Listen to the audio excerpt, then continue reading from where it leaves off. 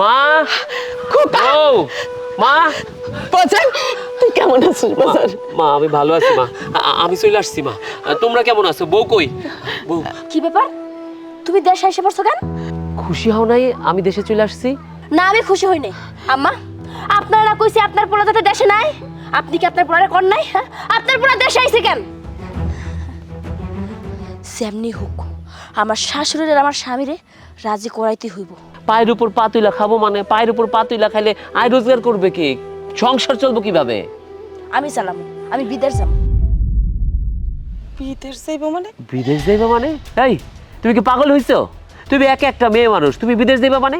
আমি ওরে বিদেশে যাইতে দিব না। আপনি শত চেষ্টা করলে ওরে নিতে পারবেন না। আপনি কেন করতেছেন এই কাজ? তোমার আমি চুপ থাকতে কইতেছি না, কারাগারে বসে ঘ্যান ঘ্যান করতেছো কেন? আরে উনি কি আমার জোর করে পাঠাইতেছে নাকি? আমার নিজের ইচ্ছে আমি বিদেশ যাইতেছি। বিদেশ পাঠাইছিল না ধার কর্জ কইরা? বিদেশ থাকতে পারছে? হ্যাঁ 2-3 মাস থাইকা দেশে চইলা আইছে। আব্বা আব্বা আপনি আপনার মেয়ের একটু বোঝান। বিদেশ যাওয়া মুখের কথা না।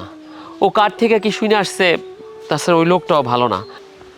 এই নাও ডিভোর্স পেপার, ডিভোর্স পেপারটা দিয়ে যাইতেছি, কথাটা যেন মনে থাকে।